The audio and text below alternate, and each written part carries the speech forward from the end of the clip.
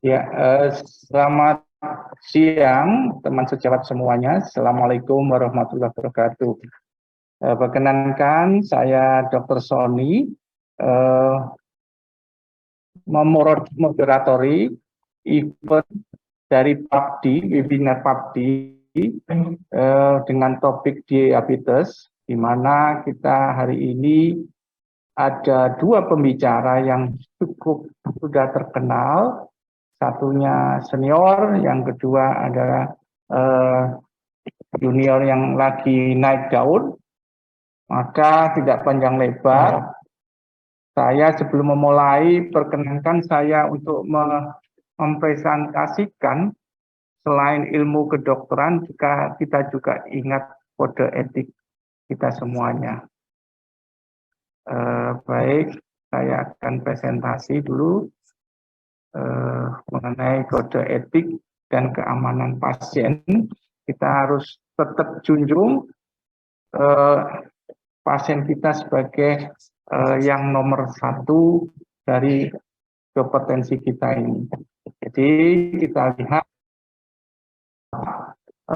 pelembagaan etik, disiplin, dan hukum kedokteran Indonesia sudah diatur dengan beberapa topik, yaitu etika, di mana Majelis Kedokteran Etik Indonesia ini bisa mulai dari pusat, wilayah, dan beberapa cabang yang mengawasi, membina, dan memberikan fatwa.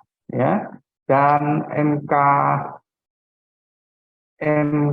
Matersi, Majelis Kehormatan Etik Rumah Sakit, ini terutama mengatur etika di rumah sakit, meliputi pimpinan serta relasi antar nakes di rumah sakit. Komite Etik dan Hukum ini juga dibagi oleh subkomite etik, komite medik rumah sakit. Disiplin di sini di MKDKI di bawah KKI Kolegium, kewenangannya adalah kemahkamaan dan pembinaan. Hukumnya adalah dari peraturan dari DPR, pemerintah yang berupa untuk DPR dan pemerintah undang-undang, pemerintah hukum di bawah undang-undang. Proses penegakan hukum ini dilaksanakan oleh kepolisian, jaksa, dan pengadilan, serta aparat hukum yang lain yang sesuai dengan kewenangannya. Dilema etik dalam konteks layanan rumah sakit mengandung nilai-nilai keutamaan yang perlu diperhatikan, yaitu PPJP yang jelas, baik kriteria medis dan otonomi pasien. Kepentingan pasien menjadi hal yang utama dan menghormati keputusan pasien ataupun keluarga tanpa ada dorongan yang lain, jadi otonomi dari pasien atau keluarganya. Etika kesejawatan, di mana musyawarah antar sejawat untuk mendefinisikan prioritas kepentingan pasien yang fleksibel atau lentur sesuai dengan dinamika yang melibatkan semua pihak, termasuk pasien, terutama pasien dan keluarga. Memperhatikan dinamika klinis dan sosial pasien dapat merubah skala prioritas. Penting sekali di sini adalah bahwa kepentingan pasien menjadi hal yang utama, sehingga berbagai macam kompetensi mungkin kita bagi skala prioritasnya, sehingga keputusan saling menguntungkan semua pihak, terutama kesehatan pasien. Prima facie, kaidah dasar daripada bioetika, di mana beneficent dalam menyepakati prioritas kepentingan pasien secara medis, kemudian keputusan adalah otonomi pasien. Non-malfunction dapat menjadi prima facie pada episode emergensi. Ya, jadi memang pada keadaan emergensi semua dipertimbangkan. Kadang-kadang kita juga harus, atau yang utama adalah komunikasi pasien dan keluarga. Dokter wajib berpegang pada kode etik kedokteran Indonesia, dan materinya ini bisa diunduh secara gratis di https://bit.ly/kode-etik. Standar keselamatan pasien. Setiap rumah sakit menerapkan standar keselamatan pasien yang sudah disepakati dan dibuat oleh rumah sakit, dan standar pasien itu meliputi hak pasien, mendidik pasien dan keluarga, keselamatan pasien dalam berkesinambungan pelayanannya, penggunaan metode peningkatan kerja untuk evaluasi dan program keselamatan pasien, peran kepemimpinan dalam meningkatkan keselamatan pasien, mendidik staf tentang keselamatan pasien, dan komunikasi sekali lagi merupakan kunci bagi staf untuk mencapai keselamatan pasien. Jadi ada 6 sasaran. Sasaran pertama adalah identifikasi pasien yang tepat, peningkatan komunikasi yang efektif, peningkatan keamanan obat yang perlu diwaspadai, khususnya high alert medication. Yang keempat, kepastian tepat lokasi, tepat prosedur, tepat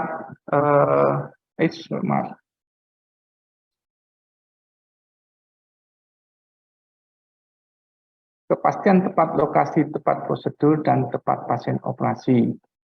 Sasaran pengurangan daripada risiko infeksi terkait pelayanan kesehatan, dan terakhir pengurangan risiko pasien jatuh. Saya kira slide saya yang terakhir.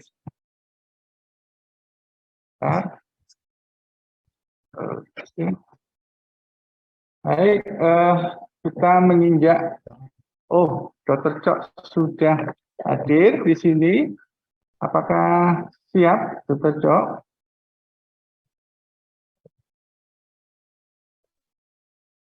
Siap, Dr. Sony. Terima kasih. Oke, kalau siap, bahwa hari ini kita sesuai dengan urutannya, Dr. Cok D. Pamayun, SPPD KEM Divinatim, dan Dr. Diki ya, Dr. Diki Lenta Huperi, PhD SPPD KEM Divinatim, dua tokoh ya akan mempresentasikan mengenai simplicity diabetes tipe 2. Yang satu, Dr. Cok ini akan membuat simplicity in type 2 diabetes management, exploring the clinical impact of linagliptin.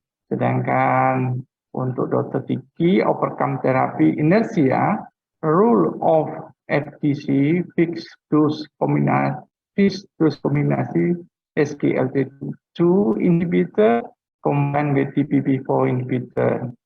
Kami persilakan dulu Dr. Cok untuk presentasinya. Kami persilakan Dr. Cok. Baik, terima kasih Dr. Sony, Dr. Diki. Saya menyampaikan salam terlebih dahulu. Assalamualaikum warahmatullahi wabarakatuh. Salam sejahtera bagi kita semua, Om Swastiastu. Senang sekali pada siang hari ini, walaupun ada sedikit kendala, tapi atas restu bahwa kita juga mendapat doa dan restu semuanya sehingga sesuai dengan jadwal yang kita tetapkan. Saya akan share screen terlebih dahulu, semoga bisa diterima. Judulnya adalah Simplicity. Apakah slide ini sudah diterima, Dr. Sony? Ya. Apakah sudah dilihat slide ini, Dr. Diki? Sudah, Dok. Sudah jelas, Dok. Baik. Seluruh sejawat seluruh Indonesia yang melihat dan juga ikut dalam webinar ini, tugas kepada saya adalah simplicity in type 2 management, khusus impact dari linagliptin. Ini adalah disclosure, jadi merupakan kerjasama yang sangat erat dengan PABDI. Ini sekilas kurikulum vitae saya. Saya masih kerja di Rumah Sakit Umum Pusat Dr. Karadi Semarang, dan semoga kita selalu berkunjung di dalam acara webinar-webinar berikutnya.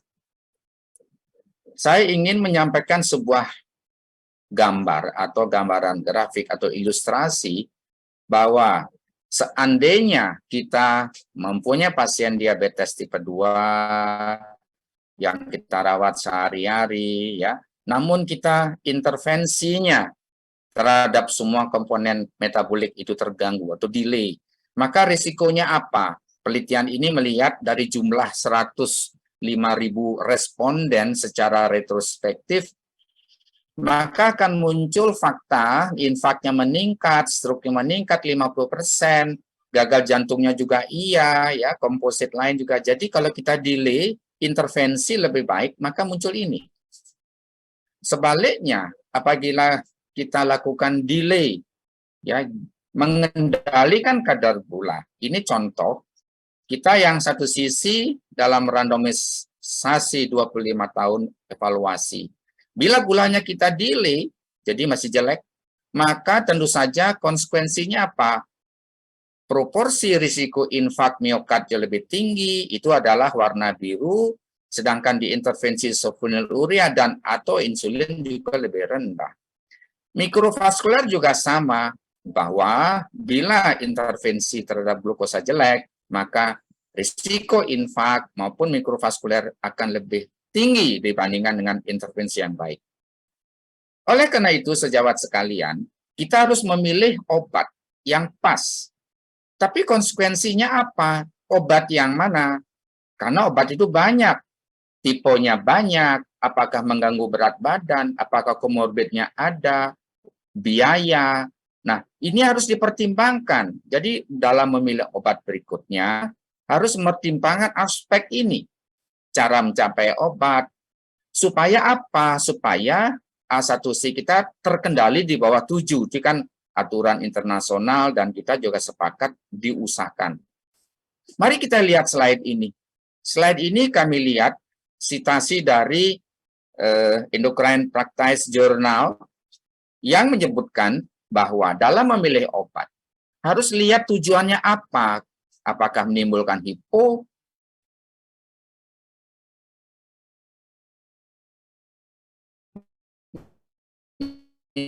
misalnya metformin tidak pernah jadi HIPDA.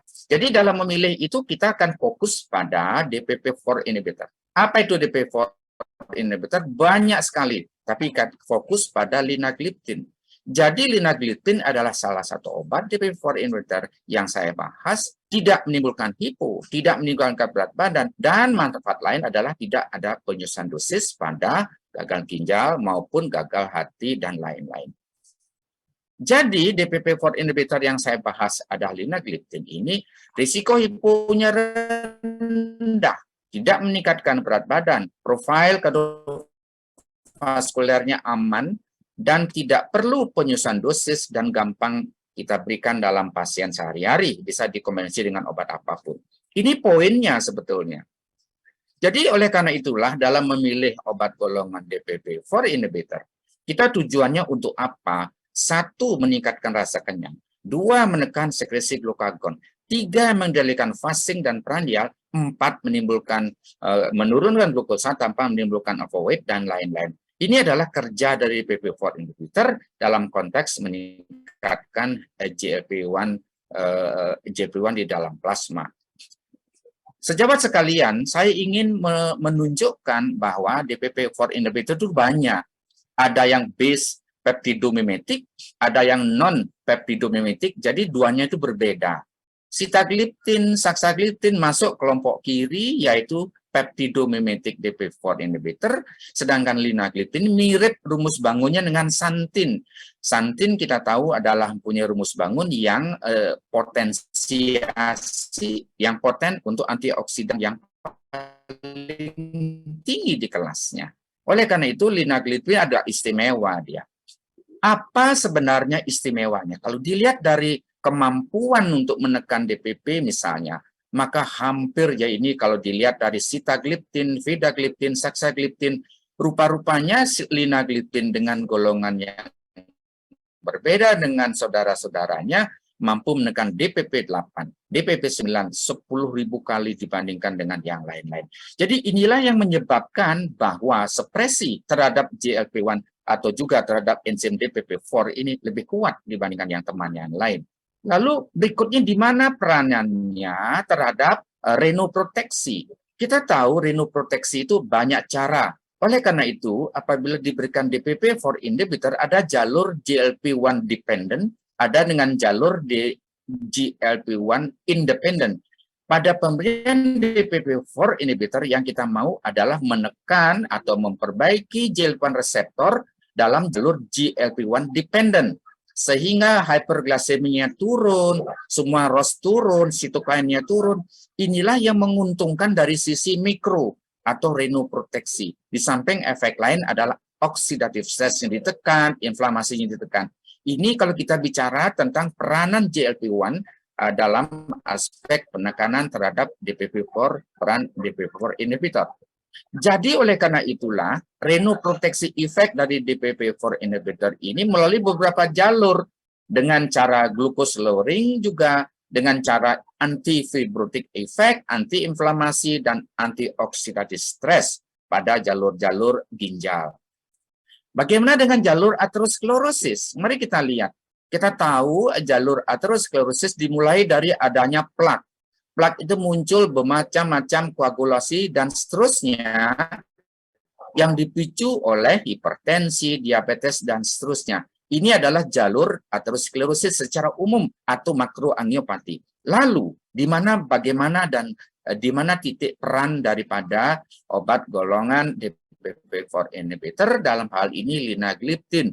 Oleh itulah pada orang-orang yang inhibitor linagliptin menekan LPS, menekan aktivasi adesi, menekan endothelial dysfunction, menekan beberapa proses oksidasi, stres, dan seterusnya, sehingga harapannya direct maupun indirect pemberian DPP4 inhibitor memperbaiki inflamasi intravaskuler. Nah, ini adalah dari aspek apa? Aterosklerosis. Oleh karena itulah banyak penelitian mencoba melihat, ini salah satu studi yang saya ambil tahun 2017 yang dipublish oleh Nock, bahwa bagaimana peranan dipeptidyl peptidase inhibitor ada di DPP4 inhibitor dan juga atau GLP-1 reseptor agonis dalam aspek apa? Yang sisi kiri adalah obat golongan GLP-1 reseptor agonis, yang sisi kanan ini adalah DPP4 inhibitor. Kalau kita perhatikan dalam grafik ini, ternyata linagliptin paling tinggi meningkatkan HDL. Ini warnanya biru-biru muda seperti ini ya. Paling tinggi menurunkan beberapa marker-marker lain, termasuk menekan A1C dan juga tanpa menimbulkan efek samping. Ini dari sisi perbandingan ada GLP-1 dan juga dipeptidyl peptidase inhibitor. Jadi kesimpulannya apa? Kesimpulannya adalah paling kuat di kelasnya, ya, dengan min yang sangat tinggi di kelasnya, tentu saja ini menguntungkan dari sisi peranan GLP-1 di dalam plasma sesuai dengan fungsinya. Sejawat sekalian, mari kita lihat beberapa slide berikutnya adalah kemampuan dalam DPP4 dalam konteks melakukan similar konformasi baik penelitian in vitro maupun in vivo. Jadi beberapa studi ini mempunyai komentar bahwa high selektivitas dari linagliptin itu sangat baik dibandingkan dengan saudara kandungnya yang lain, sitagliptin, vildagliptin, dan seterusnya. Bagaimana menunjukkan dalam trial? Oleh karena trial ini itu banyak, maka kita melihat beberapa trial yang mencoba menghubungkan peranan obat ini jangka panjang dari sisi cardiovascular disease, high risk, baik high risk maupun sedang, ada established atau risk faktornya ada Carmelina, ada Marlina, ada Tecos, ada Safor, semuanya ini adalah semua golongan DPP4 inhibitor yang tujuannya aman tidak terhadap kardiovaskuler maupun risiko gagal ginjal atau renal failure. Apa kita lihat dari beberapa komparasi ini? Ternyata linagliptin dalam beberapa penelitian meta-analisis dari kumpulan 83 penelitian RCT, maka penurunan berat badan dan juga penurunan A1C di kelasnya, maka dia paling baik. Sehingga ini merupakan suatu penelitian yang bisa kita percayai karena merupakan meta-analisis dari RCT yang sudah ada tentang penggunaan semua golongan DPP4 inhibitor.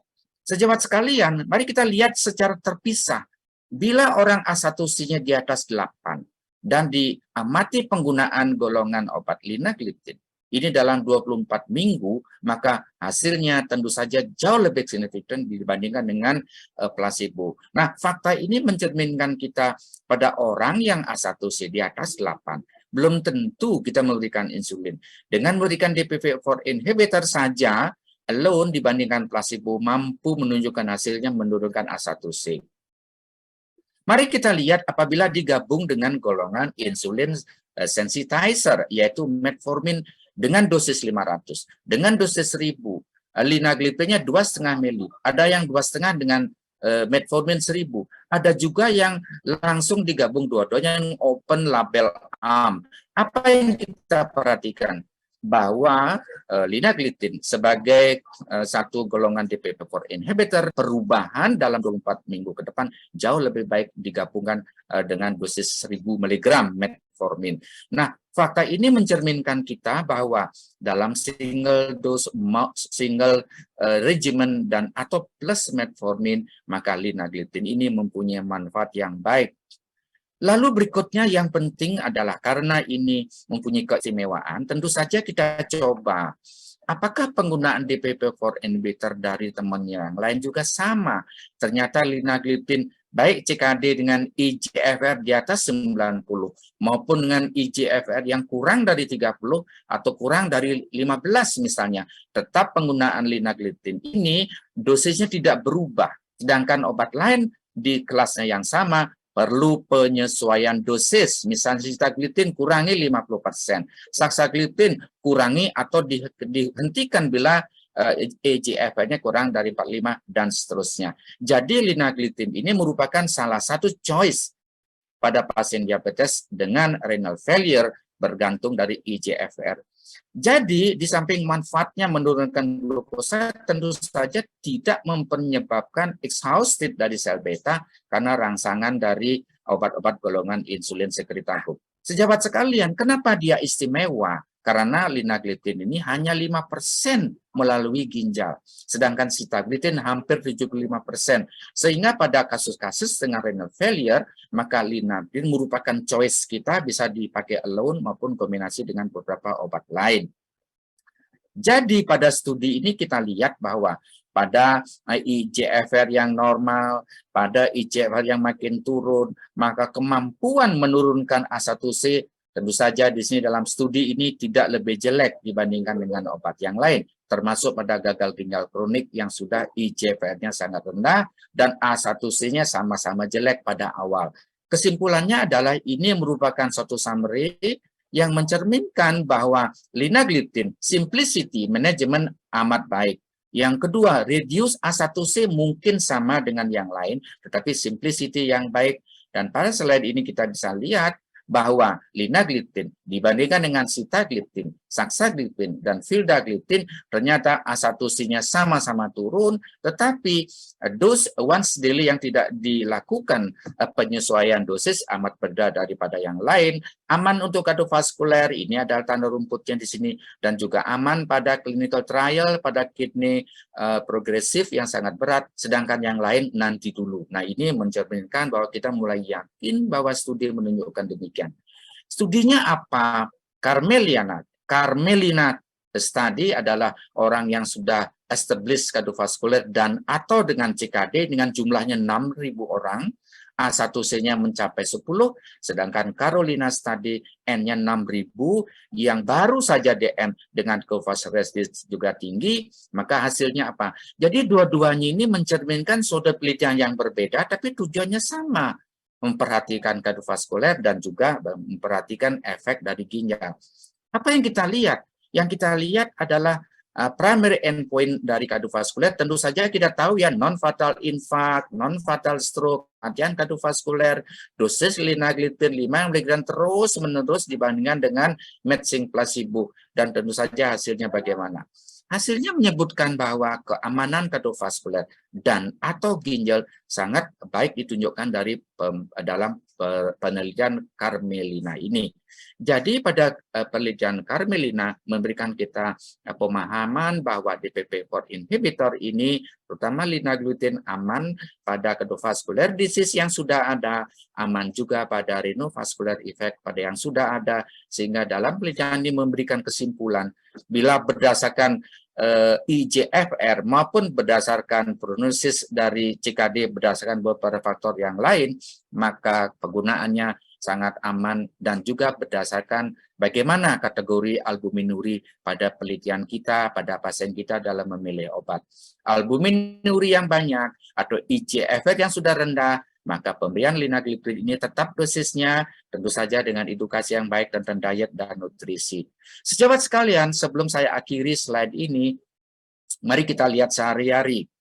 Mari kita perhatikan pasien kita. Pada pasien kita pasti ada gagal ginjalnya, pasti ada cardiovascular disease-nya, pasti ada on insulin treatment-nya, pasti ada metformin-nya, pasti ada dan atau established cardiovascular disease. Nah, inilah gambaran dari pasien kita sehari-hari. Oleh karena itu, apabila diberikan linagliptin dalam studi ini menyebutkan bahwa manfaat dua-duanya sangat besar, yaitu menurunkan risiko komplikasi lebih jauh 33%. Jadi sebetulnya tidak sulit mencari N sejumlah itu. Apa yang kita bedakan dari yang lain? Savortimi misalnya, Carmelina misalnya, ini tentu saja berisiko, sedangkan pada linagliptin dalam Carmelina tadi ini sangat baik dalam mencegah progresivitas gagal jantung maupun gagal ginjal. Dan juga kita lihat dari pengalaman kita sehari-hari pada pasien kita yang sudah 6 tahun, sudah established kardiovaskuler, sudah risiko faktor kardiovaskulernya banyak, DN-nya masih baru-baru saja, tetapi dia sudah mempunyai risiko yang lain dan seterusnya, bahkan dengan insulin ini juga banyak di sekitar kita, tapi A1C-nya tetap jelek. Bagaimana kita menjelaskan ini? Jangan buru-buru memberikan glimepirid. Karena apa? Karena ada pembandingnya linagliptin, ternyata linagliptin pada kasus-kasus yang sudah sehari-hari kita lihat ini mampu menekan kematian, hospitalisasi, kematian karena jantung, dan seterusnya lebih baik. Sehingga kesimpulannya apa?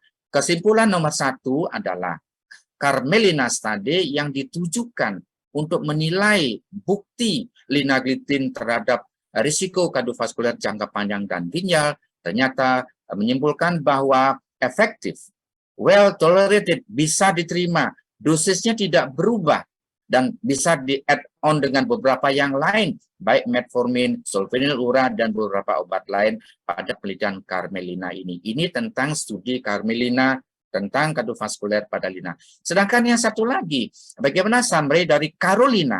Ini adalah yang sudah confirm cardiovascular disease, diberikan linagliptin dibandingkan dengan glimepirid, jauh dia baik diberikan pada golongan obat DPP-4 inhibitor linagliptin kepada orang yang diabetes baru saja sebagai monoterapi, atau yang sudah ada risk kardiovaskuler dan tentu saja aman pada usia lanjut yang sering kita takut hipoglikemia. Nah, Carolina menunjukkan hasilnya sangat signifikan. Demikian dari saya, dan semoga di samping obat-obatan yang tadi yang saya sampaikan berdasarkan penelitian, tentu saja makanan sehat dan juga hidup sehat, ya, rasa nyaman, olahraga jauh lebih baik daripada sekedar hanya obat saja. Demikian Dr. Sony sebagai moderator, saya kembalikan waktu kepada Dr. Sony. Semoga apa yang saya paparkan ini bisa memberikan manfaat bagi kita semua. Wassalamualaikum warahmatullahi wabarakatuh. Om Santi Santi Santi. Ya, terima kasih Dok. Cukup jelas ya, kita memilih, kalau saya bisa resume, pemilihan terapi pada penderita diabetes, yang pertama harus melihat karakteristik dari pasien, artinya individual, apa yang ada pada pasien kita. Yang kedua adalah karakteristik dari masing-masing obat. Tadi sudah dijelaskan ada 7 poin yang harus diperhatikan. Bukan saja efikasi, tapi efek hipo, dan peningkatan berat badan, penyakit yang sudah ada. Maka dipaparkan keuntungan pemilihan daripada linagliptin. Oleh karena selektivitinya yang cukup baik, paling baik di antara DPP-4 inhibitor yang lain, maka efek lain yang tidak dikehendaki dapat dihindari. Yang kedua, mempunyai renoprotektif oleh karena menekan inflamasi. Ya, bukan saja dapat dipakai dari segala spektrum daripada populasi pasien diabetes, khususnya orang yang gagal ginjal, tapi juga mampu memproteksi daripada perburukan ginjal. Dan kalau dikombinasi, karena tidak semua satu obat itu bisa mempunyai dampak di segala patofisiologi daripada hiperglisemi pada diabetes yang saat ini kita tahu ada 13 poin ya. 13 titik, tapi kalau dikombinasi dengan metformin, maka melengkapi. Kalau dilihat ini efikasinya dapat diturunkan HbA1c 3,7% ya dalam pengamatan. Dan oleh karena itu, ini Dr. memberikan wawasan kita, obat linagliptin ini kalau di metformin selain efektif, bisa digunakan pada orang yang belum ada kardiovaskuler, penyakit kardiovaskuler, baru hanya faktor risiko, ya. Demikian juga yang sudah ada penyakit kardiovaskuler, bahkan yang usia tua aman. Nah, inilah sebagai yang bisa saya resume bahwa dengan linagliptin ini, kalau dikombinasi dengan yang lain akan mendapatkan manfaat yang lebih luas. Terima kasih Pak Cok. Baik, kita menuju ke pembicara berikutnya, Dr. Dwiki, yang akan membicarakan mengenai bagaimana mengatasi clinical anesthesia dengan obat-obatan kombinasi daripada SGLT2 inhibitor dan DPP-4.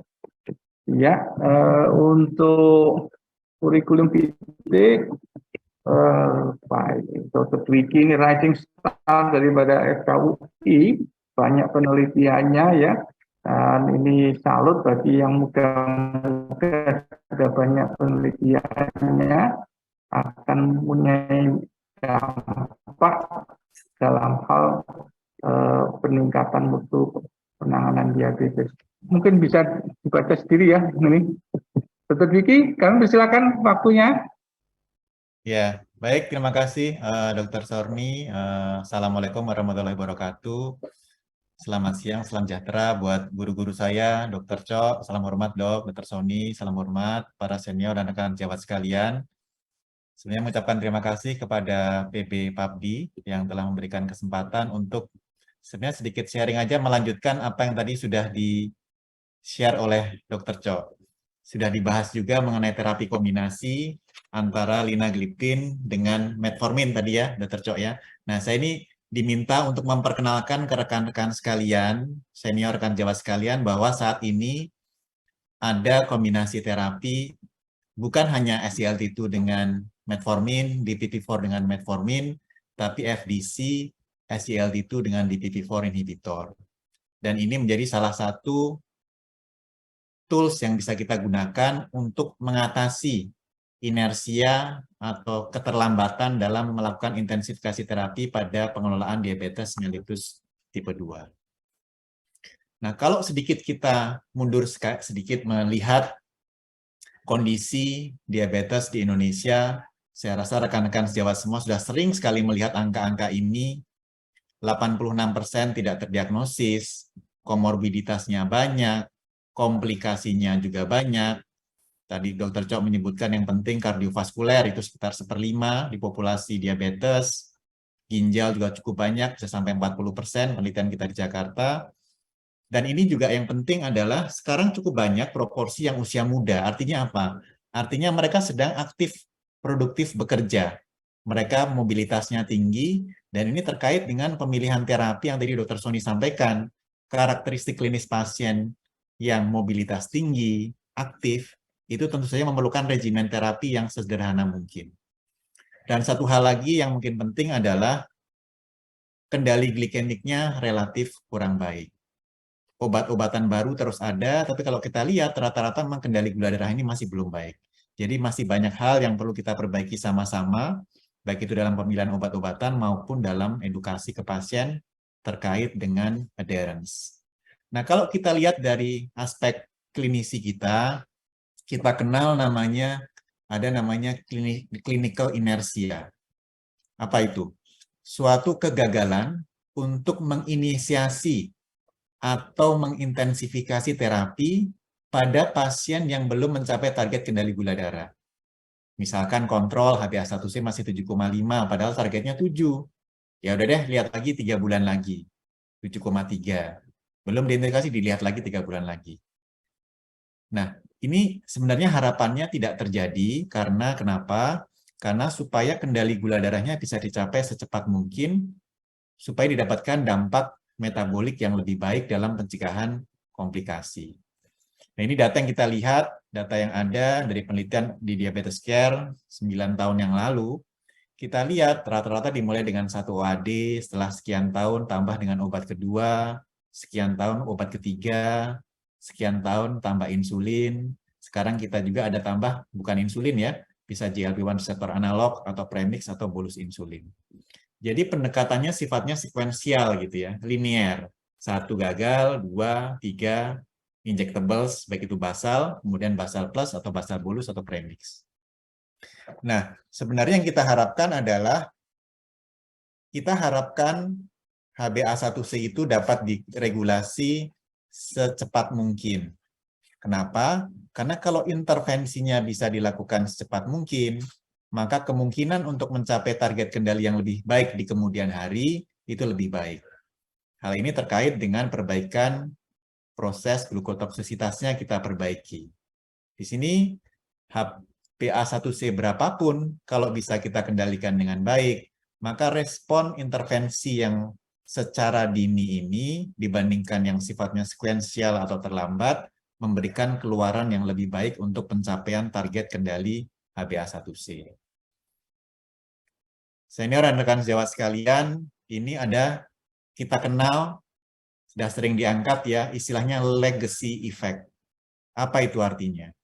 Artinya, kalau seseorang pernah mengalami hiperglikemia yang cukup lama, ini akan menyebabkan terjadi perubahan-perubahan. Mekanisme salah satu yang dihipotesiskan adalah perubahan epigenetik dari gen tersebut yang menyebabkan peningkatan risiko untuk timbulnya komplikasi. Jadi kalau pasien gula darahnya sudah lama tinggi terus, walaupun nanti di ujungnya bisa kita kendalikan, durasi pasien yang mengalami kadar gula darah yang tinggi tersebut, semakin lama durasinya, semakin tinggi gula darahnya, maka walaupun nanti di kemudian hari sudah kita normalkan, risiko timbulnya komplikasi tetap lebih tinggi. Itu yang kita kenal dengan namanya legacy effect. Jadi ada baiknya pasien-pasien kita bisa kita kendalikan kadar gula darahnya atau metabolik kontrolnya secara keseluruhan itu dengan lebih cepat. Dengan apa? Salah satunya dengan melakukan pendekatan yang lebih intensif atau lebih agresif, tapi tentu saja dengan memperhatikan beberapa aspek, misalkan jangan sampai pasiennya mengalami hipoglikemia. Jadi dalam pemilihan obat-obatan pun kita pilih juga, kalau memilih obat kombinasi, kita pilih yang risiko hipoglikemia kecil. Karena pada umumnya semakin agresif kita turunkan gula darahnya, maka terdapat risiko intrinsik peningkatan risiko dari komplikasi hipoglikemia. Nah, itu yang tidak kita mau. Tapi harapannya dengan kita turunkan gula darahnya, maka risiko terjadinya komplikasi jangka panjangnya akan lebih kecil. Nah, tadi Dr. Sony sudah menyebutkan pertimbangan klinis dalam terapi farmakologis. Dr. Chok juga menyebutkan, ini gambaran Omnius Octet, sekarang ada Egregious 11. Jadi kalau kita lihat seorang pasien dengan diabetes mellitus tipe 2, itu secara patofisiologi memang yang paling berperan ada 2 ya, resistensi insulin dan juga disfungsi sel beta. Tapi selain itu banyak juga faktor patomekanisme lain yang berperan, gangguan inkretin, gangguan sekresi insulin, gangguan glukagon, neurotransmitter dysfunction, dan beberapa faktor lain yang berperan. Nah, aspek patofisiologi ini kita combine dengan aspek klinis. Kita kalau mengobati pasien diabetes, tentu saja salah satu yang dilihat adalah efficacy. Seberapa besar turun HbA1c dari pasien tersebut. Tapi ingat, pada umumnya semakin besar efikasinya, maka risiko hipoglikemia juga pada umumnya secara intrinsik naik. Misalkan insulin, dia sangat efikasi dalam menurunkan gula darah. tapi resiko hiponya tinggi. Nah, walaupun sekarang memang banyak agen-agen yang dia bisa menurunkan dengan baik, resiko hipoglikemia relatif rendah. Misalkan GLP-1, SGLT2, tadi DPP-4, Dr. Cok juga menyampaikan. Di aspek lain, aspek klinis lainnya adalah kita selalu sekarang bicara mengenai cardiorenal effect-nya. Bisa nggak selain menurunkan gula darah, bisa memproteksi ginjal dan jantungnya. Jadi beyond glycemic control-nya. Kemudian terkait dengan berat badan. Berat badan ini sekarang menjadi isu yang sangat penting karena menjadi salah satu pondasi dari pengelolaan diabetes. Kalau rekan-rekan lihat di panduan EASD yang baru, itu di dalam lingkarannya itu ada 4 komponen, salah satu komponennya adalah weight management atau manajemen berat badan. Nah, tentu saja tidak terlepas aspek yang penting juga adalah cost. Karena obatnya sifatnya jangka panjang, maka ada baiknya kita pilih obat-obatan yang memberikan rasio benefit versus cost-nya reasonable untuk profil pasien yang kita hadapi. Nah, yang lebih susah lagi sebenarnya menentukan dengan profil pasien. Kita perlu ingat bahwa diabetes itu adalah pengelolaan yang sifatnya 24/7. Saat seseorang pasien terdiagnosis diabetes, itu pasien sudah harus mengatur pola makannya. Ketemu dietitian, diatur makannya, sarapan, makan siang, makan malam. Diatur exercise-nya. Diatur kapan minum obatnya. Diatur kapan perlu suntik insulin misalkan. Kapan periksa gula darahnya. Kapan harus kontrol ke dokter. Di lain sisi, pasien tetap harus dituntut tetap bisa aktif, produktif dalam tempat kerja. Tadi kita lihat di Indonesia, sebagian besar, 1/4 berusia pada di bawah 45 tahun yang masih aktif bekerja. Jadi faktor-faktor pasien ini perlu kita pertimbangkan. Makanya penting sekali memberikan regimen pengobatan yang sesederhana mungkin, supaya pasien bisa melaksanakan regimen tersebut dengan baik. Keputusan regimen apa yang dipilih, ada baiknya didiskusikan dengan pasien. Nah, ini data yang menarik ya. Seringkali medication efficacy antara RCT dengan real world itu bisa berbeda. Nah, ini menarik, sini dibahas oleh Edelman, bahwa salah satu perbedaan yang menyebabkan itu adalah faktor adherence. Kalau clinical trial, itu kan sifatnya dia benar-benar dipantau dengan ketat. Ada tim yang mereminding, memberikan obat, dipantau sudah diminum atau belum, dipantau gula darah, dan lain sebagainya. Tapi kalau pada dunia nyata, seringkali hal itu kan tidak dilakukan dengan seketat pada skema clinical trial. Ini faktor adherence menjadi salah satu yang menjelaskan adanya gap antara pada clinical trial dengan real world evidence. Nah, terkait dengan adherence tentu saja banyak faktor ya. Misalkan tolerabilitas obat, dikasih obat misalkan metformin dosis tinggi mual misalkan, jadi pasien nggak mau lagi minum obat tersebut, mungkin nggak kontrol bahkan. Faktor usia, faktor biaya atau coverage dari asuransi misalkan. Akhir-akhir tahun mulai habis misalkan plafon asuransinya untuk beli obat diabetes. Faktor psikologi, faktor persepsi dari terhadap penyakitnya, kemudian faktor politerapi, jumlah pil yang dikonsumsi juga mempengaruhi adherence terhadap terapi diabetes. Nah, ini sebenarnya gambar yang menarik ya, melihat perspektif pasien. Semakin banyak obatnya, ternyata ada cukup banyak pasien yang merasa berarti semakin banyak obatnya semakin sakit dia. Kemudian penting juga terkait dengan pasien-pasien yang usia lanjut. Kalau obatnya banyak, siapa yang bisa membantu untuk menentukan mana obat yang diminum pagi, siang, atau malam misalkan. Kemudian bentuk dari obat. Kalau bentuknya sama semua, susah membedakan. Apalagi kalau pasien diabetes seringkali sudah terganggu, ada katarak, ada retinopati, sering susah melihatnya. Bagaimana kalau lupa minum obatnya, atau minum obatnya kelebihan, ada resiko nggak untuk hipoglikemi misalkan? Jadi faktor-faktor perspektif pasien ini perlu kita pertimbangkan dalam pemilihan regimen pengelolaan. Nah, kenapa FDC? Kombinasi ini, tadi disampaikan juga oleh slide-nya Dr. Chok, memberikan pencapaian kadar gula darah yang lebih cepat dan lebih dini. Apalagi kalau kita bisa kombinasi obat yang mekanisme kerjanya berbeda. Tadi dibahas metformin dengan DPP-4 bisa memperbaiki HbA1c cukup baik. Berat badannya nggak naik, relatif netral CVUT-nya, dan bisa memberikan benefit perbaikan gula darah. Regimen simple, yang tadinya harus diminum 3 kali sehari, 2 kali sehari, cukup diminum sekali sehari.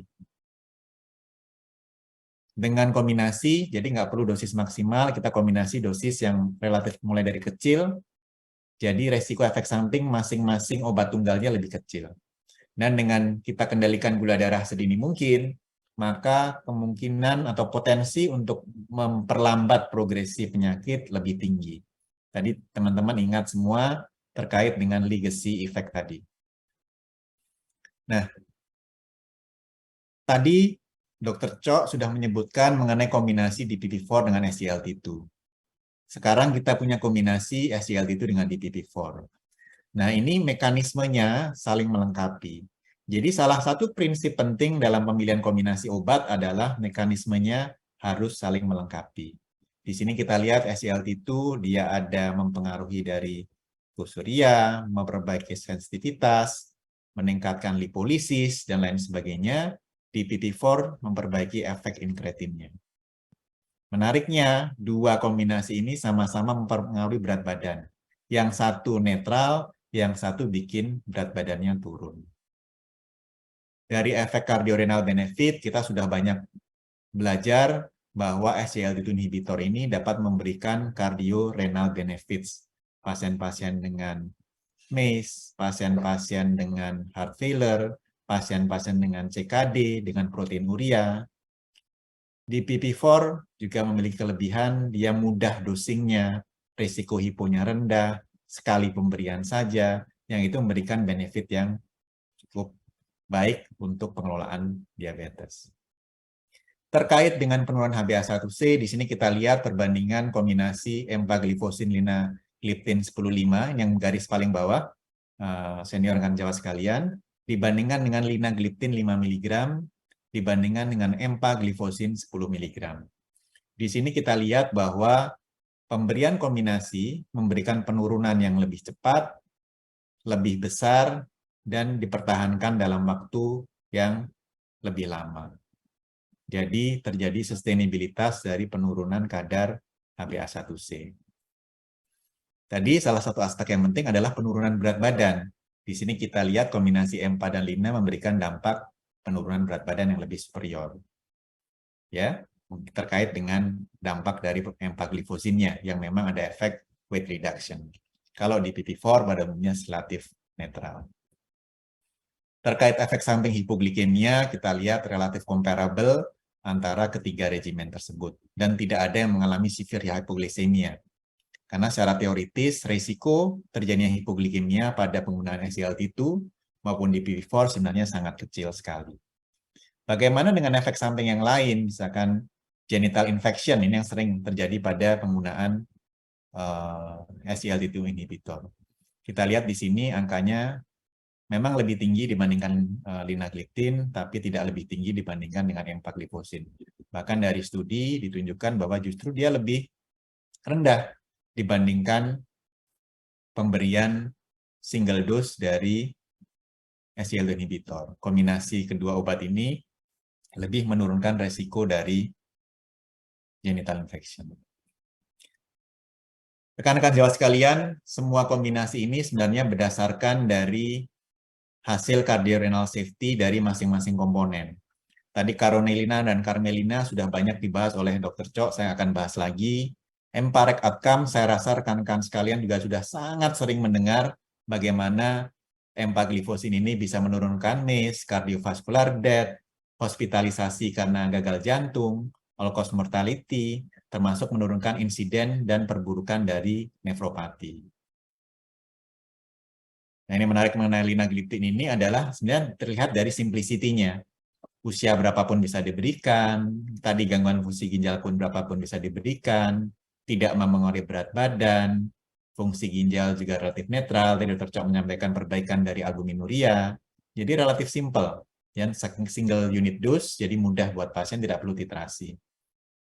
Yang menarik juga ini dibahas mengenai kalau memilih kombinasi, salah satunya adalah yang sering dikeluhkan dengan pasien, nanti mungkin kita bisa sama-sama sharing bersama-sama ya. Pasien beberapa mengeluh tabletnya terlalu besar, dok. Apalagi yang biasanya yang mengandung metformin yang sampai 1000 mg itu biasanya tabletnya cukup besar.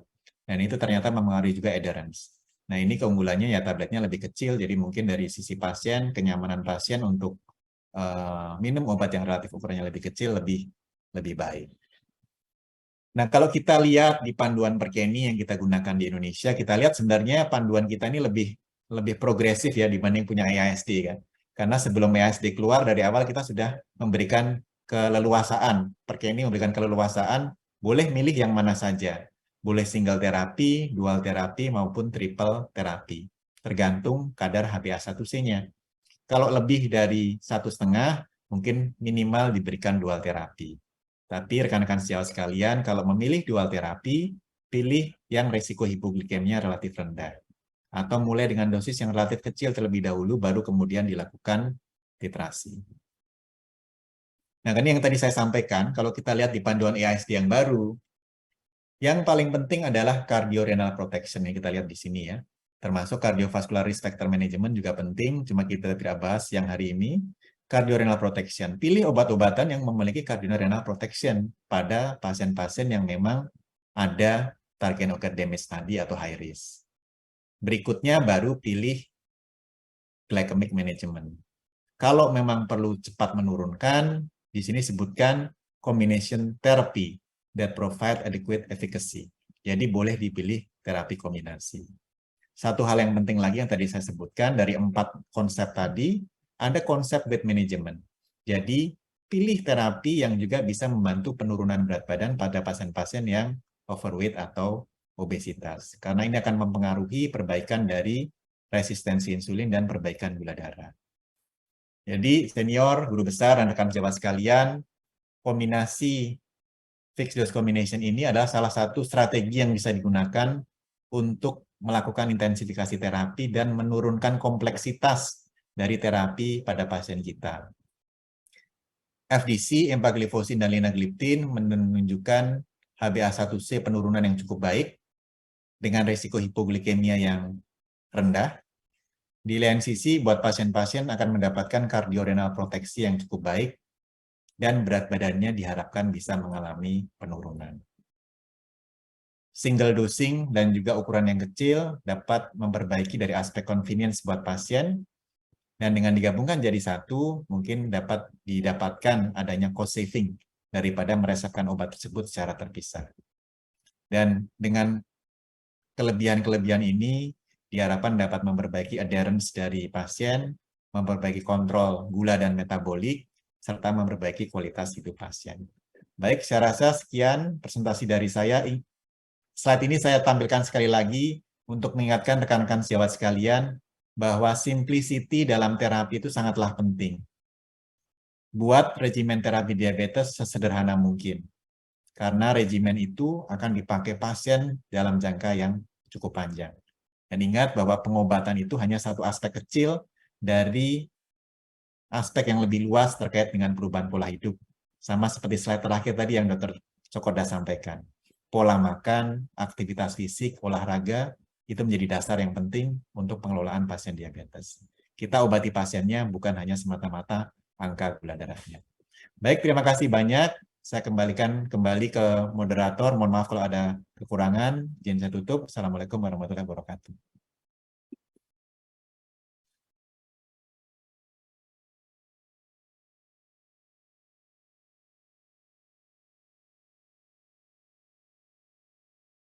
Fixed dose combination dalam hal ini adalah untuk mengatasi clinical inertia, dilihat karakteristik daripada obat dan kondisi daripada penyakitnya.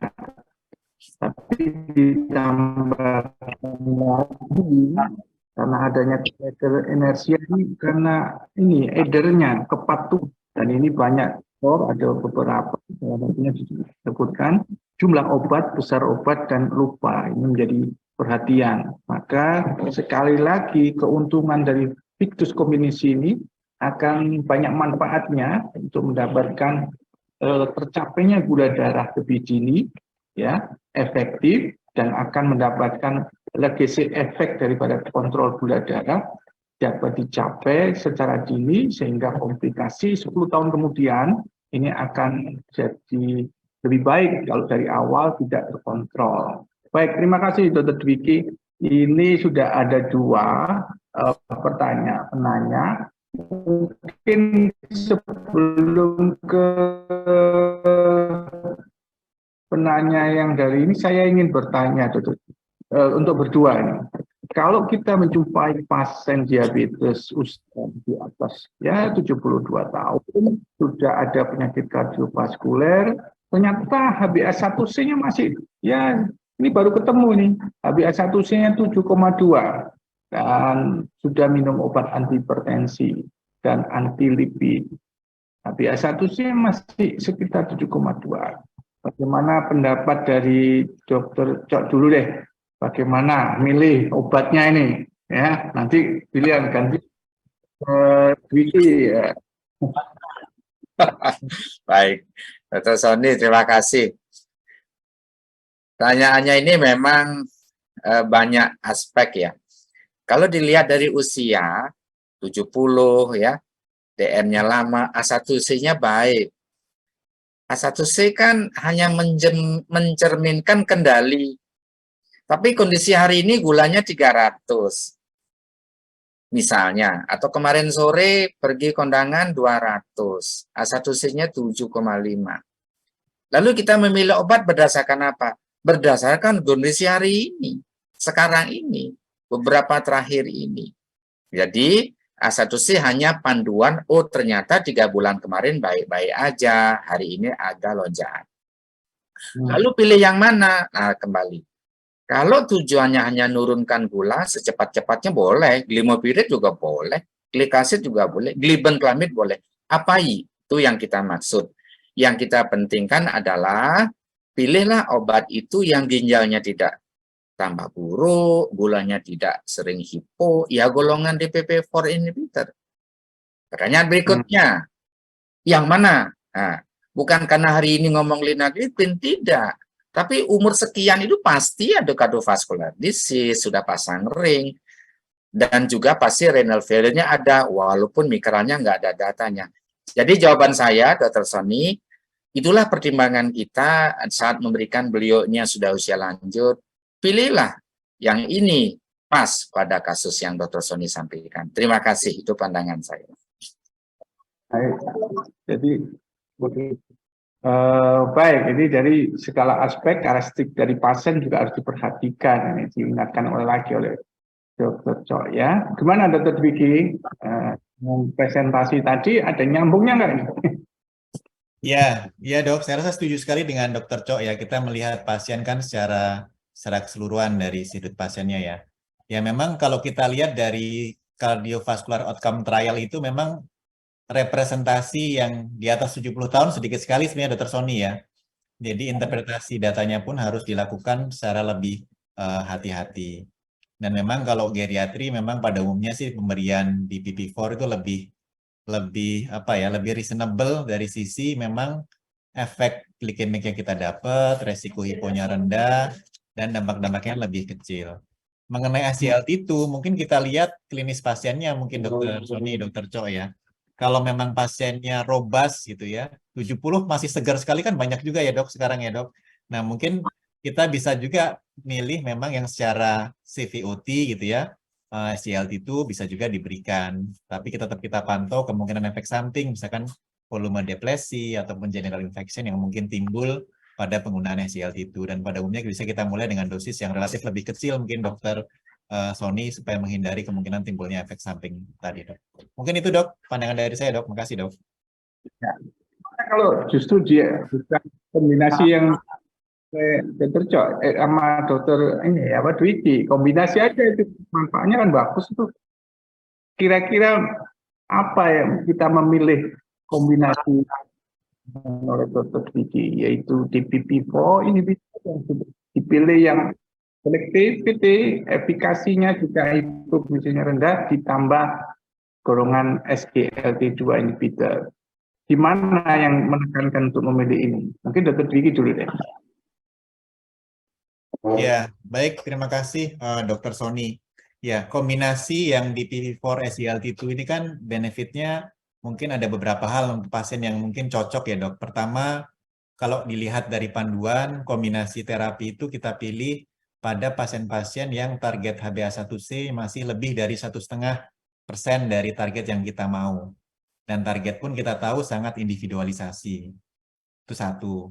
Kedua, kombinasi EMPA dengan LINA ini tentu saja menarik untuk dapat diberikan pada pasien-pasien yang memang dengan masalah kardiovaskuler, heart failure, atau renal. Karena secara evidence, tadi Dr. Chok menyampaikan terkait renal, ada mengurangi albuminuria pada LINA. Pada EMPA juga evidence-nya juga lebih kuat lagi gitu ya, terkait dengan nefropati, heart failure, maupun dengan CVOT yang lain gitu. Ditambah misalkan efek untuk penurunan berat badan dari penggunaan kombinasi ini. Jadi mungkin spektrum yang cocok nih, mungkin Dr. Sony kalau menurut saya mungkin ditambahkan ada Dr. Chok atau Dr. Sony, pasiennya memang target A1C-nya masih agak jauh dari target, ada target akademis kardiorenalnya, plus memang perlu penurunan berat badan. Itu bisa menjadi spektrum klinis yang cocok untuk diberikan kombinasi. Tapi kalau pasiennya pasien yang 70 tahun, mungkin lebih prefer mulai dengan single dulu mungkin ya dok, jangan langsung kombinasi dulu, kita lihat responnya terlebih dahulu. Mungkin itu dari saya, Dr. Sony. Terima kasih dok. Mungkin dari Dr. Chok ini ternyata sudah numpuk banyak pertanyaan ya. Baik, Dr. Sony, Dr. Diki, sependapat. Hanya satu perhatian. Bila pasien yang kita pilih adalah orang yang plus hipertensi, agak sedikit obes. Hipertensi plus sedikit obes, tapi bukan metabolic syndrome. A1C masih jelek. Kita curi manfaat dari empagliflozin di samping menurunkan berat badan dan tekanan darah sistolik, juga akan menurunkan postprandial juga. Kita tahu empagliflozin kan postprandialnya kita turunkan. Jadi oleh karena itu pada kasus yang tidak obes dan tidak hipertensi mungkin nggak usah kombinasi dengan EMPA ya, biarin aja LINA saja dalam konteks ini. Itu tambahan dari saya saja. Jadi pertimbangannya lihat apakah ada muncul obesitas dan postprandial masih tinggi, ini mendapat tempat kombinasi. Ya. Demikian Dr. Sony, terima kasih. Jadi dilihat di situ ya, sudah tua, HbA1c-nya tidak terlalu jauh dari target ya, cukup monoterapi. Dan pilihannya linaclotide. Baik, ini kita mulai ke penanya ini, sudah kita tunggu ternyata 6. Karena presentan itu menayangkan cukup waktunya ya, sisanya cukup banyak. Oke, jadi pertanyaan ini mungkin untuk Dr. Diki ya.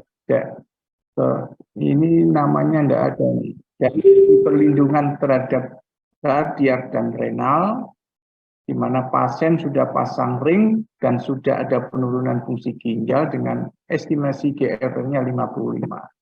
Mana yang lebih unggul dari penelitian yang ada antara terapi linaclotide dan empagliflozin? Nah, ini bisa ternyata pertanyaan dua-duanya ini. Silakan mungkin Dr. Cok dulu deh, karena ada linaclotide-nya. Baik. Sendiri monoterapi nih kayaknya. Baik.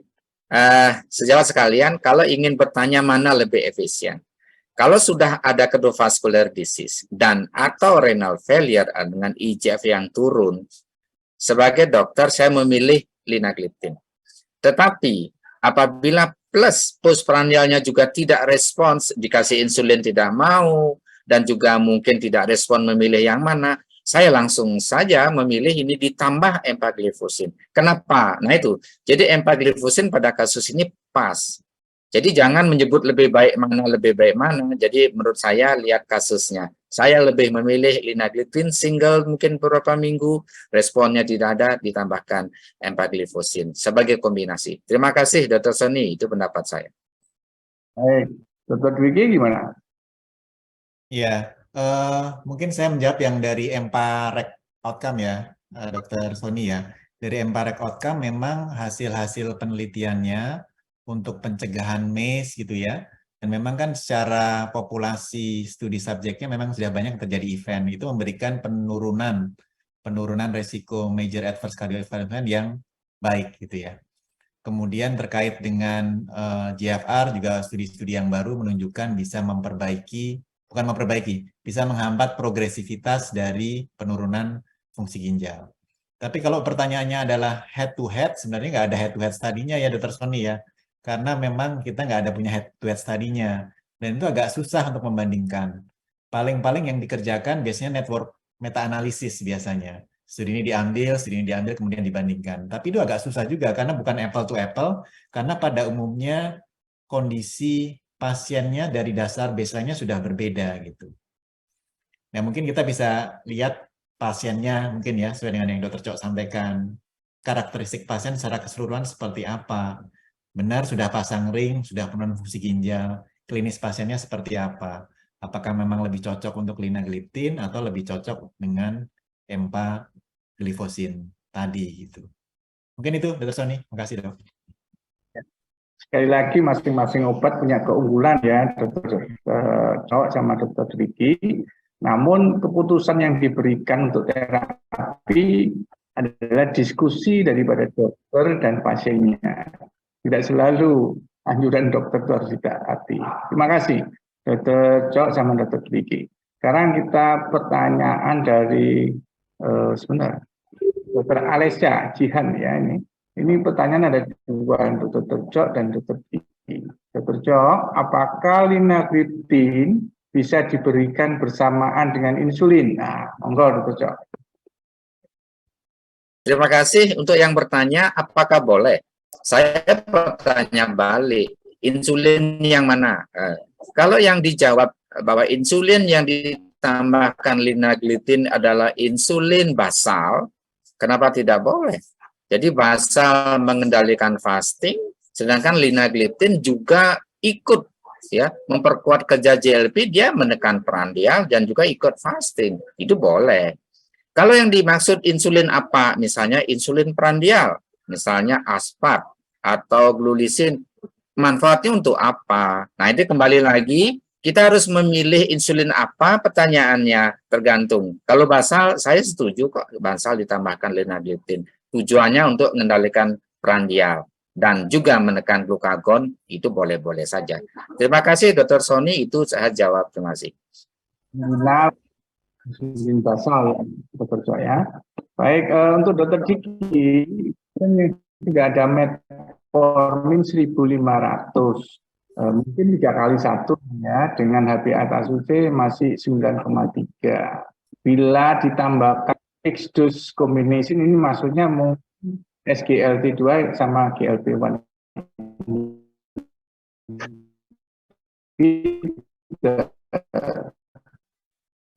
Jadi mungkin apakah ini dokter? Gimana Dr. Diki? Ya, baik, terima Silakan. kasih. Ya, terima kasih Dr. Sony. Mohon maaf ada gangguan sinyal jadi agak-agak delay. Ya, Dr. Alesya, pada prinsipnya yang tadi saya sampaikan, kalau memang jarak antara target dengan HbA1c sekarang masih cukup jauh, 1,5 sampai 2, dokter boleh tambahkan kombinasi 2 obat. Karena pada umumnya satu macam obat biasanya menurunkan A1C kan kisarannya 0,8 sampai 1,5. Ya, sangat tergantung juga pengaturan pola makannya seperti apa ya, aktivitas fisiknya kadang bisa lebih dari itu. Jadi kalau memang pertanyaannya apakah boleh ditambah dengan metformin yang sudah optimal sekitar 1.500 sampai 2.000, tentu saja boleh ditambahkan dok. Dan salah satu pertimbangannya adalah kombinasi dengan mekanisme kerja yang berbeda.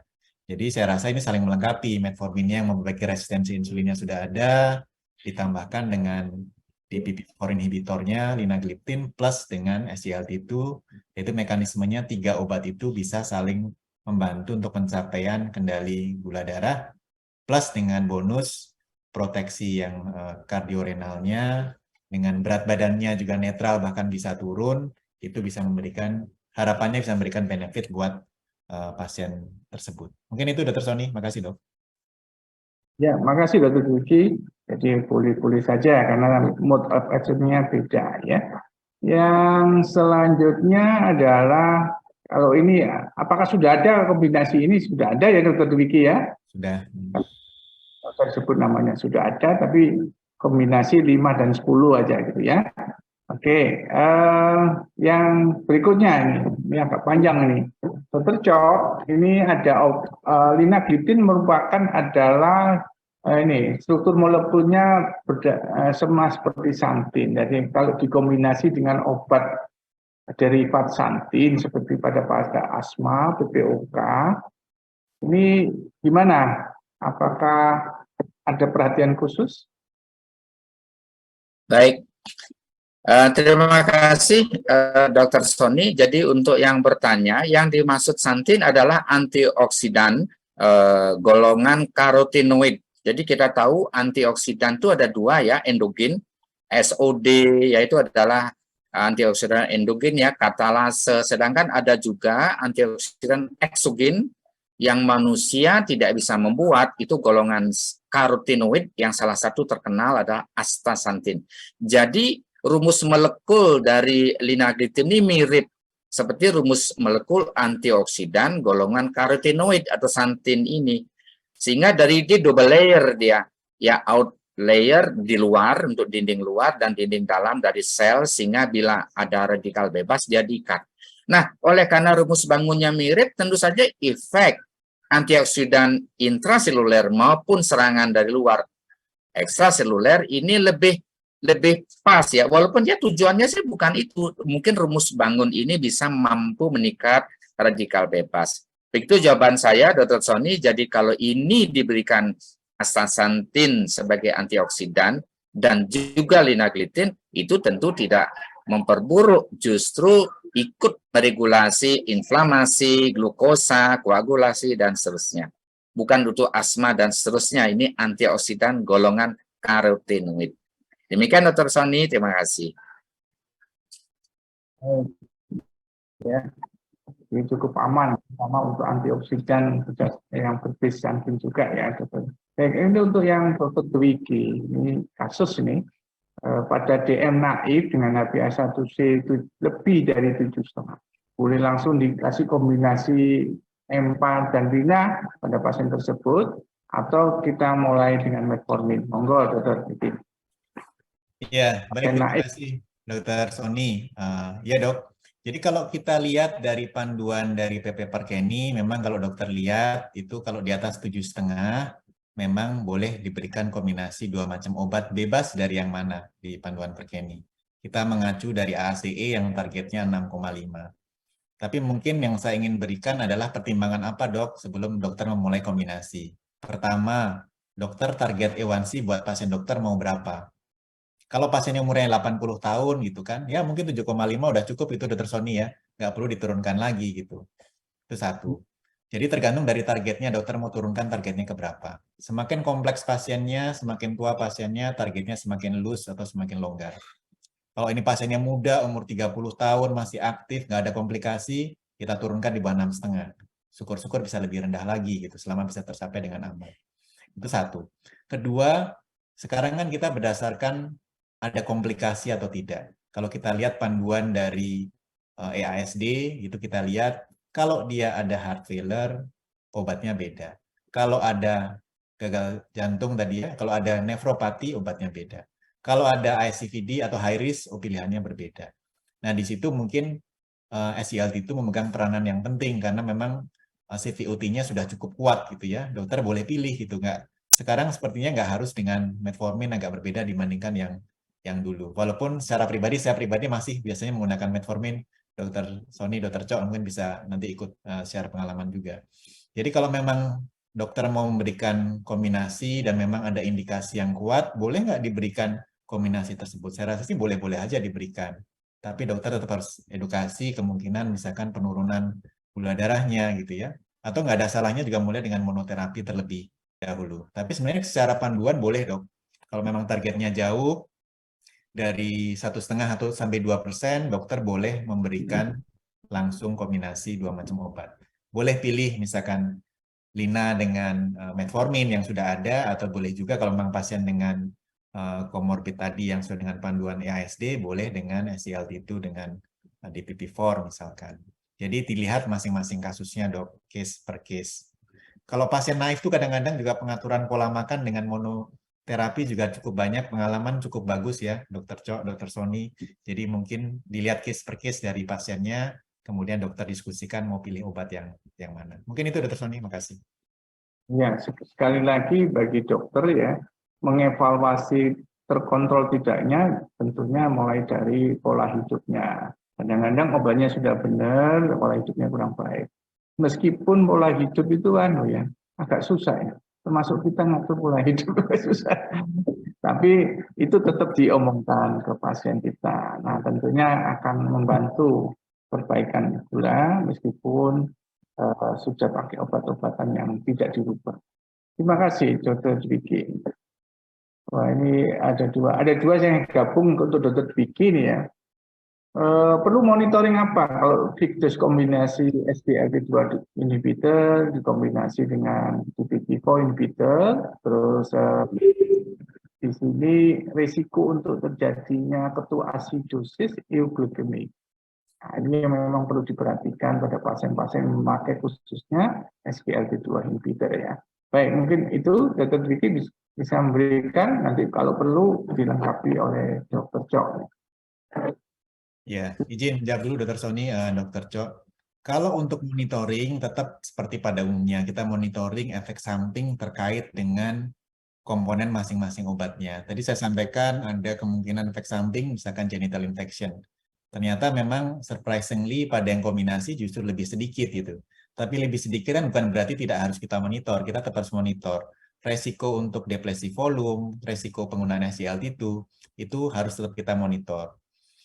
Kalau linagliptin di P4 pada umumnya lebih peace of mind ya dok, biasanya jarang sekali timbul efek samping. Jadi kita sebagai klinisi cukup senang gitu memberikan golongan DPP-4 karena biasanya efek sampingnya sangat sedikit. Lebih karena SGLT2-nya sebenarnya terkait dengan efek samping yang ada. Termasuk salah satunya euglikemik ketoasidosis. Ini sebenarnya kejadiannya cukup jarang ya, jarang sekali ketemu. Saya baru sekali ketemu pasien dengan keluhan euglikemik ketoasidosis, itu pun biasanya ada pencetus. Ada infeksi, pasiennya mungkin diare, nggak ada asupan makanan. Kenapa? Karena dampak dari SGLT2-nya. Dia merangsang lipolisis kan SGLT2 ini, meningkatkan juga glukagon. Ditambah peningkatan kontraregulasi hormon pada saat infeksi, yang berat, asupan makannya tidak ada, maka proses ketogenesisnya menjadi lebih tinggi dan bisa mengalami euglikemik ketoasidosis. Terutama pada pasien-pasien yang pada umumnya cadangan insulinnya, pankreatik beta cell reserve-nya itu lebih kecil gitu. Jadi akibatnya resikonya lebih tinggi. Tapi jarang sekali ketemu. Nanti mungkin Dr. Cok, Dr. Sony bisa menambahkan. Tapi tetap kita harus waspada gitu. Waktu itu pasiennya datang gula darah cuma 230 Dr. Sony, tapi ketonnya tinggi dan pasiennya khas sekali small KAD. Pasien COVID waktu itu pasien saya. Makasih Dr. Sony, Dr. Cok. Monggo Dr. Cok, memang euglikemik ketoasidosis menjadi perhatian. Baik. Pada kasus, ya silakan. Ya, ada teknik untuk kita memilih. Seandainya biaya menjadi kendala, mungkin metformin boleh. Tetapi sekali lagi, kalau metformin ini muncul efek samping dan juga sehingga tidak compliant, kombinasi dengan DPP-4 inhibitor dan plus SGLT2 inhibitor ini dan biaya tidak menjadi kendala, itu sangat ideal itu sebetulnya. Kenapa? Seperti kita ketahui ya, Dr. Sony, Dr. Diki, DM tipe 2 itu kapanpun, baik baru, obesitas awal-awal, sampai lanjut pun tetap ada insulin resistant. Jadi kalau insulin resistant itu yang bisa membackup itu siapa? Nah ini harus dijawab. Yang bisa membackup atau menekan glukagon itu siapa? GLP-1 sebenarnya. Lalu GLP-1 kita itu kan jadi rendah, tidak fungsional. Siapa yang ngeblok? Enzim DPP-4. Jadi DPP-4 inhibitor itu pas juga dia sebagai menekan insulin resistance. Jadi itu cocok. Lalu prandialnya siapa? Ya kita pilih obat yang prandial. Siapa? reabsorpsi glukosa di ginjal. Siapa? SGLT2. Jadi kalau ini digabung sejak awal tuh sudah sesuai dengan perjalanan natural history dari diabetes tipe 2. Jadi kalau bukan biaya loh kendalanya. Oleh karena itu sejak awal pun Bidalina contoh dari DPP4 plus EMPA contoh dari SGLT itu sangat ideal tuh sebenarnya. Yang penting Dr. Sony menurut pendapat saya jangan itu double dosisnya pagi sore. Itu salah karena tidak ada dosis besar ya. Justru dosis besar ini tidak efektif bahkan muncul buruk. Simplicity-nya dilanggar. Oleh karena itu ini mungkin pendapat saya untuk kita klarifikasi bersama-sama. Terima kasih Dr. Diki, tambahannya dari saya Dr. Sony, terima kasih. Tujuan menggabungkan dalam feed combination ini mengurangi dosis. Nah, tapi efeknya lebih besar, efek manfaat, tapi efek sampingnya dikurangi. Luar biasa penjelasannya. Nah, ini tinggal satu. Kita masih ada waktu kok. Ini bisa juga dijawab berdua ini. Pasien dengan HbA1c tinggi ya, dengan proteinuri HbA1c di atas 11. Apakah masih ada tempat 3 obat yang berbeda tanpa insulin kalau pasien tersebut tidak mau memakai insulin? Terus bagaimana pilihan triple terapi yang tepat dan target evaluasi dokter? Oke, ya. Silakan. Mana yang dulu? Dokter Cak dulu, Cak. Silakan Dokter Cak. Ya. Sahabat sekalian, sering kita memang putus asa ya. Webinar menyebutkan sekian insulin, A1C sekian gagal, insulin. Tapi pasiennya tidak mau. Nah ini kembali lagi, kalau fasting dan prandialnya tinggi, sudah kombinasi 3 obat tidak respon, kita harus jawab, ini sudah insulin defisiensi apa enggak? Ya tentu saja kalau punya uang, tes kadar C-peptide fastingnya. Kalau kadar C-peptide fastingnya sudah rendah, mendekati 1, mau tidak mau kita harus memakai insulin, tapi jangan banyak-banyak, insulin basal aja. Jadi gitu. Jadi kita tidak bisa menjawab. Sudah kombinasi banyak, respon tidak ada, A1C tinggi. Itu kenapa A1C tinggi? Kan harus kita jawab.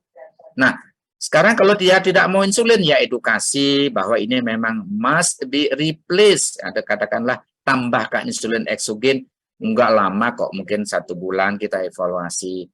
Mungkin itu jawaban saya, kita tunjukkan dengan data, ini memang insulin exhausted ya, mungkin saja. Demikian Dr. Sony, komentar saya dengan pertanyaan ini. Terima kasih. Terima kasih. Silakan Dr. Diki, gimana pendapatnya? Iya Prof, Dr. Sony, Dr. Cok. Ya saya setuju sekali kalau pasien sudah triple terapi, A1C masih 11, saya rasa tempatnya dengan masuk insulin ya. Edukasi menjadi penting sekali. Cuma mungkin saya mau lihat aspek yang berbeda kalau misalkan ini naif terapi gitu. Ya. Kalau misalnya naif terapi seperti di panduan Perkeni itu ada tulisannya boleh dengan triple terapi di panduan tersebut. Tapi ada syarat dan ketentuan berlakunya, Dr. Lydia. Harus tidak ada gejala dekompensasi metabolik. Kalau naif terapi sebenarnya kadang-kadang bujuk terapi insulinnya kalau pengalaman pribadi lebih mudah gitu. Karena mungkin kalau nanti disfungsi sel betanya ternyata bisa masih nggak terlalu buruk, itu insulinnya bisa di switch off, diganti obat minum lagi dengan catatan memang cadangan pankreasnya masih baik. Tapi sebenarnya dokter boleh memberikan triple terapi selama tidak ada disfungsi, tidak ada gangguan disfungsi metabolik ya, katabolismenya tidak ada. Berat badan nggak turun cepat, poliurinya tidak terlalu dominan, dokter bisa berikan triple terapi. Nah, pertanyaannya triple terapinya yang mana? Nah, triple terapinya dokter bisa pilih yang memang mekanisme kerjanya berbeda. Tadi Dr. Cak menyampaikan metformin itu harus masuk karena itu kan salah satu yang memperbaiki resistensi insulin. Gitu. Dokter bisa pilih metformin. Yang lain boleh, dengan yang lain tergantung dengan komorbidnya. Kalau memang ada kardiorenal ya mungkin SGLT itu bisa dipilih atau dokter bisa pilih misalkan dengan DPP4, boleh juga dikombinasi dengan dengan sulfonylurea misalkan. Tapi monitoringnya harus lebih sering mungkin ya untuk dipantau ya. Kalau yang naif itu beberapa memang kadang-kadang penyakitnya Dokter Sony kan pola hidupnya belum diatur dengan baik ya. Dengan pengaturan pola hidup yang baik itu seringkali bisa mencapai target kendalinya gitu dengan baik, terutama pada yang naif. Mungkin itu Dokter Sony perlu dilihat case by case kalau memang sudah pasiennya sudah penampakannya sudah lean dan sudah ada dekompensasi metabolik, saya rasa insulin jadi pilihan yang sangat harus diberikan gitu. Tapi kalau pasiennya memang masih robust gitu ya, tidak ada dekompensasi metabolik, bisa kita coba dengan triple kombinasi terapi dulu. Mungkin itu tambahan Dokter Sony. Terima kasih. Ya, kita bisa cukupkan waktu ini ya, nggak terasa ini ya. Semua bisa serangkum pertanyaannya. Jadi terima kasih semuanya. Ini saya sepakat kembali lagi membicarakan tergantung daripada banyak faktor bagi pasien diabetes, case by case, individual. Baik, terima kasih. Tapi sebelumnya mungkin saya akan resume karena sudah habis nih, sudah terjawab semuanya ini pertanyaan luar biasa ini. Sudah mencukupkan waktu, memakai waktu secara efisien ini ya.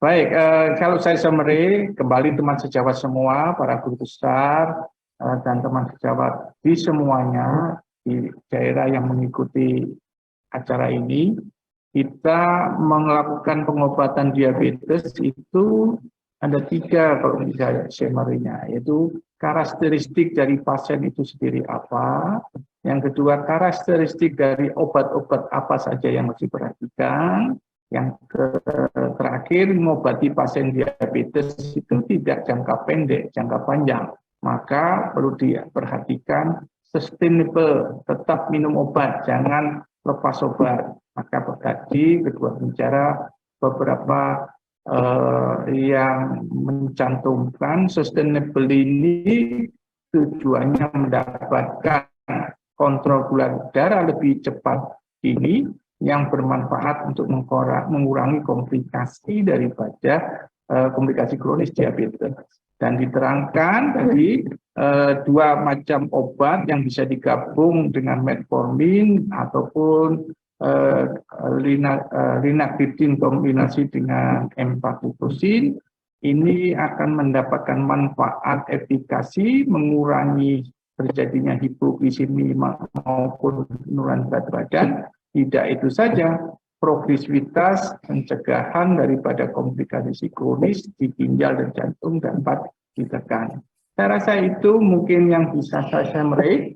Terima kasih banyak Dr. Cok di Pamayun maupun Dr. Diki PhD SPPD KMD atas penjelasan dan jawaban pada sesi diskusi yang menarik dan jelas.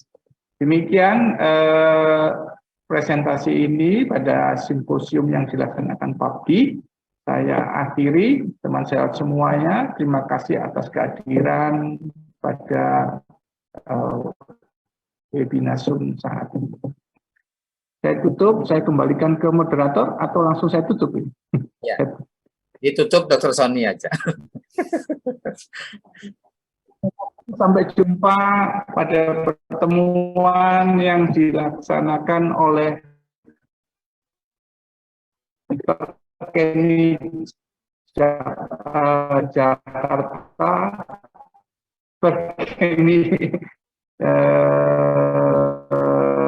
Kenny Jawa Tengah, Perkeni Jawa Timur, dan lebih luas ada PABGI yang merupakan kitab Nawu maupun ID. Terima kasih Dr.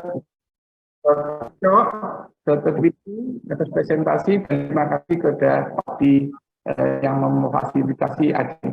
Saya tutup dengan kanung alhamdulillah. Waalaikumsalam. Terima kasih. Terima kasih Dr. Sony, Dr. Cok, terima kasih banyak. Terima kasih banyak Dr. Diki, Dr. Cok, Dr. Sony. Izin lift ya. Terima kasih. Mari dong. Terima kasih. Saya kembali ya. Terima kasih. Sampai jumpa lagi. kasih. Terima kasih, Dok. Dok.